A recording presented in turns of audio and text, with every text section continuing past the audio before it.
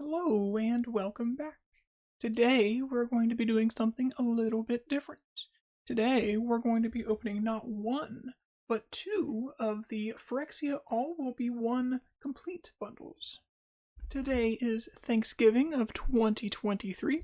I don't really celebrate the holidays, I don't have family to celebrate it with, so instead I thought I would open these boxes today and record the journey. If you're familiar with my channel, then welcome home, good hunter. If you're new here, although, then hello, my name is Ada. I have an online screen handle that's usually some version of my middle name, Domino. I started playing Magic around Visions and Mirage. I've been playing Commander since about Shards of Alara, and I've been recording videos on YouTube since about 2011. I took a little break around 2019 for some personal reasons, but recently I've been back, and I've been uploading a lot of EDH gameplay videos. Now, these boxes are absolutely gorgeous. Let's try to get a good look at these while I'm chattering here. Now, I've only done one box opening on my channel before. Many years ago, I was working on a thematic all-Russian EDH deck with the Is It watermark, and to complete that deck, I purchased I believe it was a Dragon Maze booster box that was Russian. It was very cheap at the time. It was also a very fun thing to open up. I have very little experience with the cards from this set, and well, to be honest, I have very little experience with most new cards printed in the past couple of years. The volume of new products is a little bit high, but I do know that these two boxes are relatively expensive in value. I don't want to consider the actual value of the cards while opening these. I actually have a goal for opening these. My intention with opening these is to create a brand new Commander deck. I will be opening a number of legendaries out of these packs, and I will pick one of those legendaries to create a brand new deck I've never played before. And hopefully I will be using as many cards from these packs as well to help fill out the deck. We could do a thematic deck or something along those lines. It would most likely be budget for the time being, but I like the idea of getting a brand new commander out of these cards. After we're done opening the packs, I will separate the cards into their color identity orders, and I'll pull out all of the legendary options for us to pick over.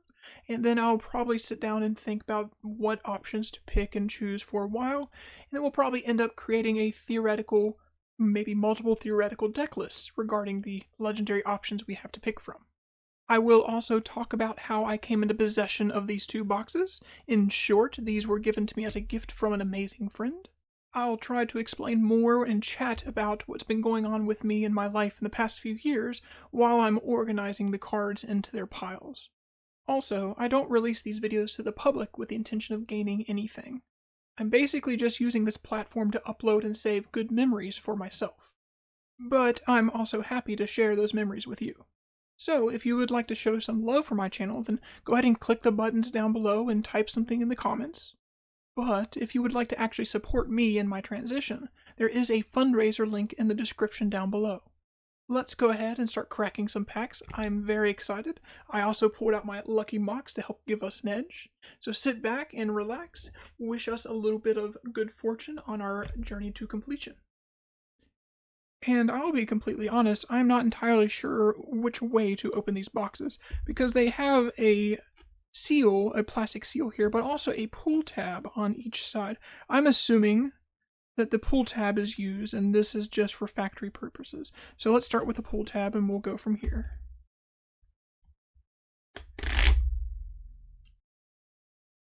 A little bit of Phyrexian text right here as well. And a very foily holographic box on the inside. Now, full disclosure, I'm not familiar with these cards. I've never handled an oil slick card before, which is the promo lands exclusive to this box.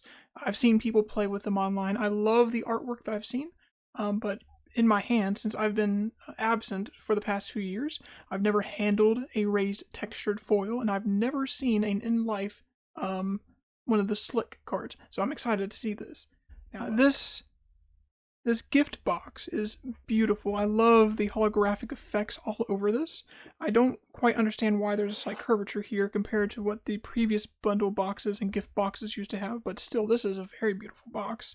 We have a nice picture of Elish Norn. Ooh, I like that as well. I'm assuming the exact same prints are in both boxes, but we will get there when we get there. Let's go on through the box. Now I know there are 12 booster packs in here for Phyrexia, all will be one. If memory serves, it was the set before this, I believe, that introduced the textured foils maybe, and they seeded a few of those. I think it's 1 in 10 packs. In this set, I think they stick the list cards in the packs randomly. I don't remember. I also, before I open this, I don't remember or know how the 2 special mythic oil slick cards are presented. I may save those for last if they are in an opaque or a black plastic wrapper. But this box is beautiful. What is this? There is a cardboard divider. What is this thing? This looks like tokens of sort. Maybe poison counters to be used. That is... It's interesting. I'm guessing this is possibly just used as a buffer to stop things from rattling around. Hello. We have 2 sets of light. Ooh. That is a Phyrexian Arena. There is a promo, I remember this is being advertised on the back of the box. We have our packs here. Okay, so these are the packs that you can buy individually, and this must be the special pack that has what feels like 10-ish cards, so maybe the oil slick lands and the 2 special mythics are in this box. We will save this for last. This box also has a neat divider. So these packs, I'm just mainly very impressed with this box itself. My favorite pack box like this will always be the set from Time Spiral, the block, Planar, Chaos, Time Spiral, and the third one, because you can get them, they came in pairs, and that's how you used to get the books, the actual novels. They came in these boxes, and I use those forever. But this is a very close second to that set as an adoration to those boxes. We will stick the packs here. We will look at these really quick, and I will stick this out of the way for now. So these look like a pack of full art lands. Let's open them up.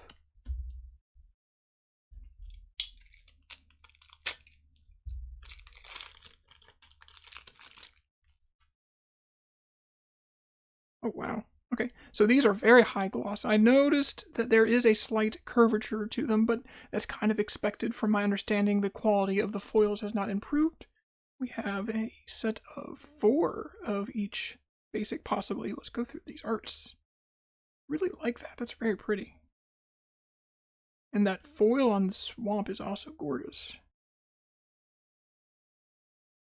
Love the mountain. And I said forest, but that's a swamp. So that harkens back to the original Mirrodin swamps with the green ooze on the area where the dross had the kind of like a triangular pillared mountains with the green goop coming out of them. Very nice lands. I like that a lot. I'd like to take a closer look at that Phyrexian Arena too.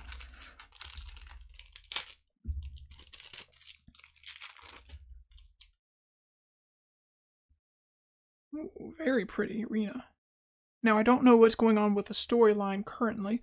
The last time I played consistently was around War of the Spark, so I know that Jace and Vraska have something going on between them. Though it looks kind of like Vraska's unhappy with Jace in this artwork. But that is a very pretty card. And wow, okay. These are not the oil slick lands, because these are... I genuinely don't know. I don't think these are the oil slick lands, but these are very pretty. I like the Phyrexian text up there as well. We have a passion for that. Plains and the islands. Ooh, very pretty as well. That is, again, a very pretty swamp. I think they really did a good job on these basics. And the forest. I like the bit of bone and sinew in that background as well. Once again, I'm smitten with the swamp. I think the swamp is probably my favorite of the set. The mountain looks very, very groovy as well. So very nice. That's a big chunk of basics. Let's set these up here for now.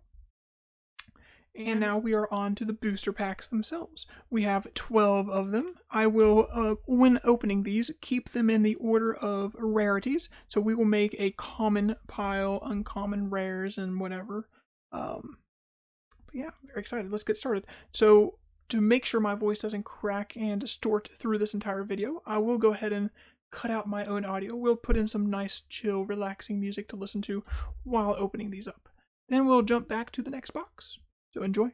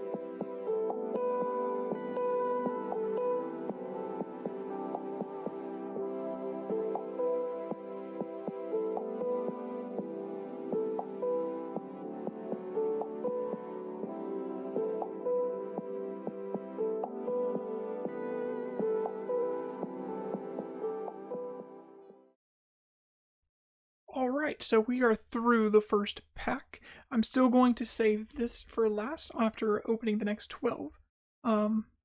We opened up a lot of legendaries. I don't know if that was just us getting lucky with our intent of making an EDH deck. And so far, I'm very happy with this. I remember Vincer being spoiled, and I was very excited to build around him. I don't know if where I'm playing on the Spell EDH Discord, or the Play EDH Discord, spell table that is, that how I would build this deck would be compatible with those games. But I'm more excited for this sword. I've been wanting to pick up a copy of this sword for quite some time. We also learned a few things today. Apparently, the number of commons and uncommons might be variable, or maybe these special bleed out type artworks are taking up different slots. I'm not sure. But that's a bit of a learning experience for me. I mean, I started playing when there was no foils in the packs, and then they introduced foils randomly in its own card slot. So if you got a common foil, it was in the common section of the pack, for example. Things change. I'm old, sorry. Anyways, 2 more of these foil Phyrexian arts, and I really actually kind of like this non-foil swamp almost as much as the foil swamp. I can't tell which one I like more, because the purple kind of pops more on this than the foil. The foil, while it's very pretty, looks a little flat. I like them both. I'm not going to complain. I like them both. But let's move on to box number 2. We will do the same thing with the same piles.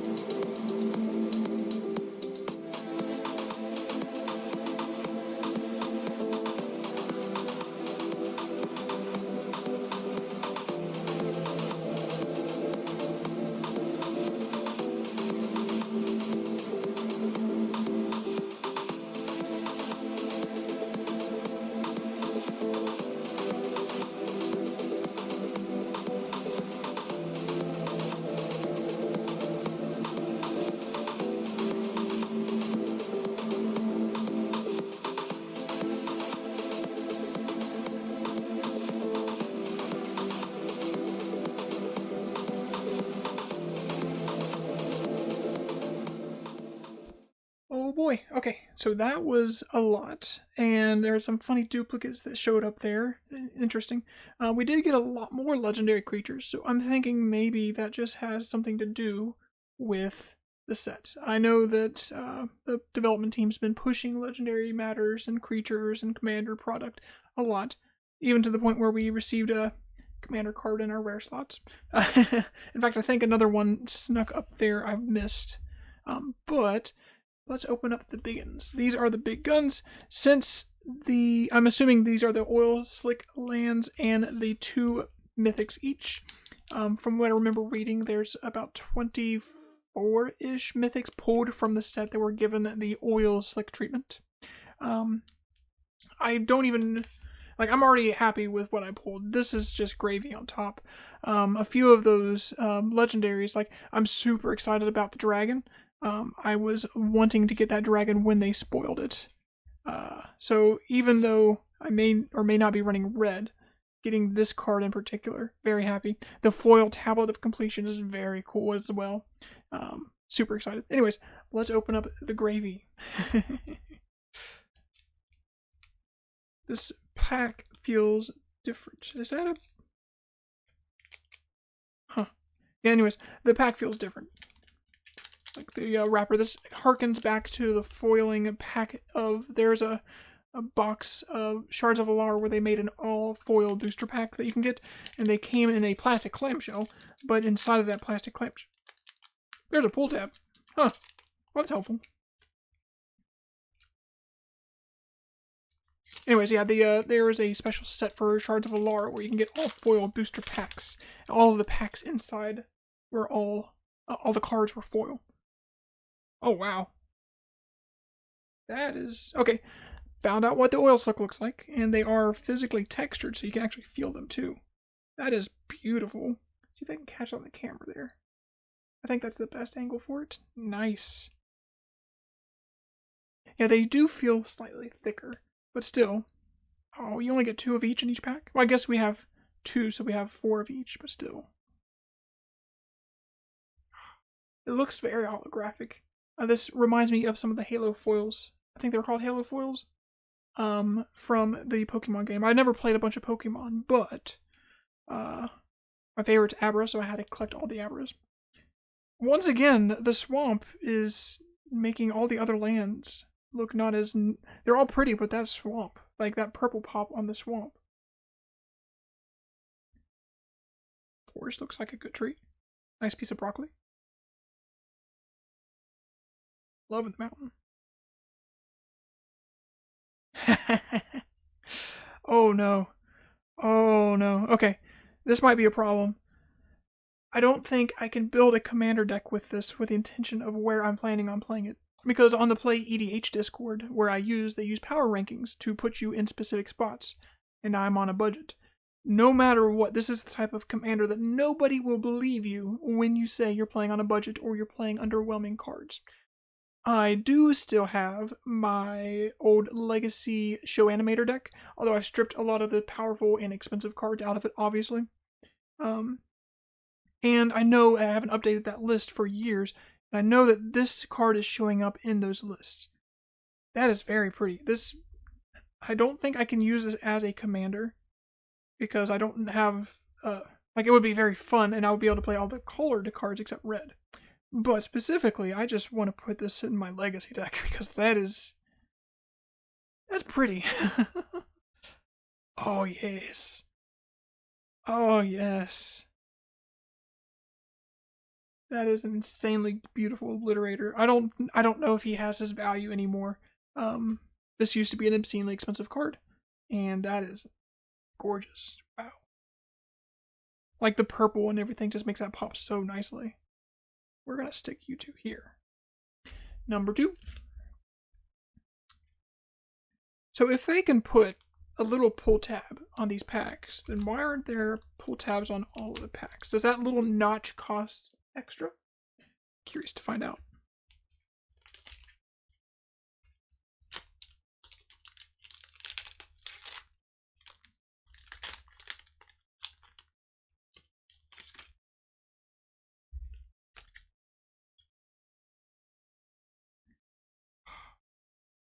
Have you ever had one of those friends that just loves foil cards and they keep looking at their hand while they're playing and you can just see their eyes glittering back and forth and like the reflection of the foil in their eyes?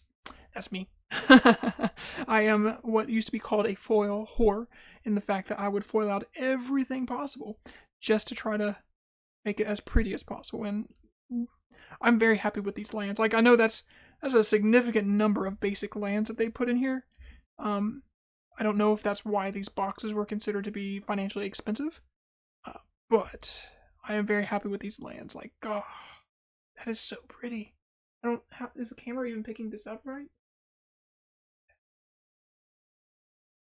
And they are textured. There's a physicalness to them. While, for example, the gray in the background feels flat, and then this is slightly raised up. Or maybe it's the opposite. I can't actually tell. Either way, beautiful. Forest and the mountain. Last of the two. Oh. Okay. This is another very beautiful card. There's these signed art cards that showed another artwork of Phyrexia. This one. And I don't know which is this, but I like both. Both of these artworks are beautiful. I remember talking to one of my friends on the Compleat EDH Discord, and he decided that this was the best artwork, but that is also equally as beautiful. Like, nice. I don't have my Phyrexia EDH deck anymore. I still have the physical card, but in my financial troubles, I've had to sell everything else out of the deck. I have a pile of basics and Phyrexia, but seeing this makes me want to play another sort of attempt at a Gorgon Tribal EDH deck. So pretty. Ooh, 2 Planeswalkers in 1 pack. Jeez. Now, unfortunately, I'm not entirely familiar with how this completed mechanic works. If memory serves, it has something to do with paying the Phyrexian life, and they come in with so many less loyalty counters. I don't know if it's 1, 2, how many. I'll have to read up on that. Dang. That's very, very, very exciting. I'm very, very excited for these. This is nostalgia in card form, and I don't understand completed enough to know if this is good or not. But I'm very excited for this stuff. Now, I'm going to take a quick break, then I'm going to break these cards down into their color identities. And while I do that, we'll chat about the channel a little bit. Alright, let's get sorting. I'll start by putting the lands together correctly. While I'm sorting, I have received a few messages from some of my OG followers that were trying to check in on me through old DMs and old ways of communication. And while I do appreciate and love all of you, thank you very much for checking in on me. I am a little hesitant to answer all of the questions that have been sent to me. In short, I have had some extreme fear of backlash, social ridicule, over my changes. When I came out as being different, I experienced a high number of rejection from my local groups, social friends, and community. Where I used to live in the Appalachian area, being different like myself wasn't really accepted by that type of culture, and it just wasn't their thing. And I don't blame them, it's just more of a learning experience or something that they have to be exposed to. And unfortunately, in a community-based game like Magic and EDH, a 4-player game for example, it only takes one person in that social group to be non-accepting of someone different for the entire circle, the friend group, to basically dissolve. I actually ended up choosing to not tell everybody that I was transitioning, because I was kind of afraid of losing them as friends. Magic the Gathering is also unfortunately considered a financial asset, and in times of need, things like Magic cards have to be sold in order for bills to be paid and for my partner and myself to survive. If you've watched my most recent gameplay videos, you've most likely noticed that I've been running a bunch of budget-friendly EDH decks, and there is a reason for that. Over the past few years, I've either lost or had to sell the majority of my Magic collection. Around 2019, I believe I had a total of 43 fully active EDH decks in all sorts of glorious pimp style. Then we had some employment issues, which had me selling a few to make ends meet. And then when I started coming out, I had some friends also straight up steal. Like one of my closest friends who I had wrongly trusted ended up stealing one of my backpacks that had a number of decks inside of it. And then the pandemic hit, and we had a toxic landlord who did a wonderful rent spike out of nowhere, which financially crippled us even further, so we had to sell more. And I just had to keep selling and selling more. By 2021, just 2 years ago, my collection of over 40 EDH decks had dropped down to one single full EDH deck. Just one. I love this game, although, and I desperately do miss my social groups and my friends. The game nights was a normal mainstay of our weekly routine, and that's basically just some of the best memories I have from the past 20 years. So I've been slowly rebuilding, although due to some personal anxiety over my acceptance after some horrible experiences in public, I've become very solitary. It's very hard for me to get the energy to actually go out and be public. And that combined with the financial issues we've had and the fact that I've lost or sold my collection has made it very hard for me to actually even go out to a local LGS. Some of you were worried about my partner since you knew she was immunocompromised. Her health was always a concern even before the pandemic hit, and she is doing well. She is very stable. We recently celebrated our 15-year anniversary just a few weeks ago. With our financial troubles when the pandemic hit, we ended up actually moving to her family's house to save on rent due to our horrible landlord, and that was good for financial issues. We're still paying rent. Bad, although, because that's 400 miles away from where I grew up and lived. So I have solitary issues. These are basically made worse by the fact that I'm stuck in an area where I don't know anyone. I've been here for going on 2 years. Just don't know anyone. So my solitude and depression, all sorts of fun issues regarding this have not exactly been addressed. It's why I'm actually posting videos on YouTube again. It's nice to share content. But this right here is a secret way for me to work on my anxiety. I can hide behind this webcam and not feel insecure about myself. And my anxieties are keeping me indoors most of the time. I'm not exactly agoraphobic, but we're close. I just have a bit of a fear of going out in social groups like public. I just don't always feel safe going outside currently. And I could go into more detail, but I really don't want to get into that story here. If you would like to learn more about what's happened exactly, you can go to that fundraiser and link down below, and I kind of explain everything there. Now let's get to where these boxes came from. One of the few places I currently feel comfortable going to is a gym. There's a 24-hour gym that's actually pretty close by to where I live. And I can go there at 2 a.m. where there's nobody actually there, or very few people there. Being able to actually work on myself with that method while still being somewhat public has been a very therapeutic thing for me. Can't say that word. And this is actually where I met somebody amazing. Have you ever seen those memes where someone is introverted and someone is extroverted, and the extrovert comes and adopts the introvert and they become friends? It's that sort of situation. Now, Alex, I don't think I've actually said this to you, but you are actually the first person that I've met after moving into the state that not only has talked to me like an actual person, but you've actually treated me like a human being. And that's significant. It's difficult to explain, but your friendship with me means far more than you will ever know. It's really surprising what a little bit of compassion can actually do for somebody when compassion's been a void and out of their life for so very long.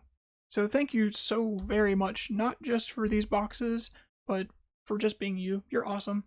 You give me an opportunity here to enjoy and actually build, which is one of my favorite hobbies to do. It's not just Magic, but deck building itself.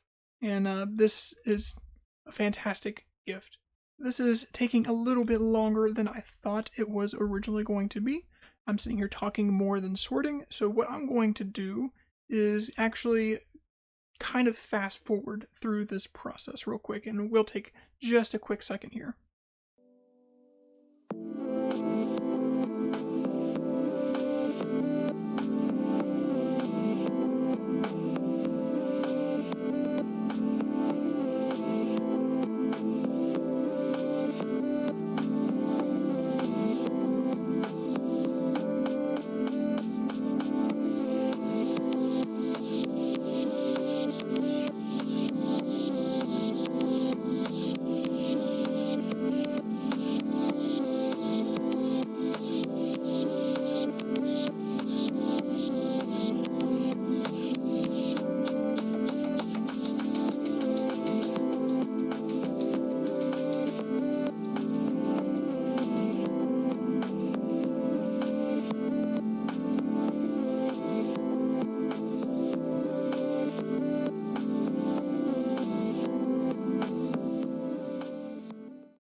Okay, so everything is organized by color and rares. These cards are confusing me. I'll have to figure out exactly why. I'm guessing these have the list symbol, but this one, the one's throwing me for a loop. I'll have to figure out exactly what's going on there. But these are the legendaries that we are going to pick from. One of these is going to be my brand new commander. And I'll be honest, I remember 2 of these from spoiler season, Kethik and Venser both. I wanted to build Venser. Kethik I also really wanted to build around as an act of treason kind of commander. But there was not a lot of red cards in this pack, or this series. Maybe the entire set was a little bit light on red, and he likes enter the battlefield effects, so I don't think he's going to be good for this go. Again, I have the Atraxa. I'm not going to play the Atraxa in as a commander, especially when building budget or with a limited stock of cards. I will never win a single game, and I'll probably never be able to ramp up to her in time. And I'll be honest with you, this is way more legendaries than I expected when I started opening this. I thought I was going to be able to make an easy choice with basically at the end of this video and just that's the obvious target or something like that. But some of these are very interesting build arounds. I really like this Dominus. I love the fact that I got an alternate art of the little mite. The foil of the Gruul guy is pretty cool. I'm going to have to actually stew and think about this for a little bit. The thing is, I have a process for deck construction, and it usually involves a lot of mental gymnastics. The problem here is I don't have a lot of experience with the new cards. So, what I would like to actually ask, if you, the viewer, have ever built a deck using any of these as a legendary, as your commander, shoot me a deck list. Just post it down below, let me know.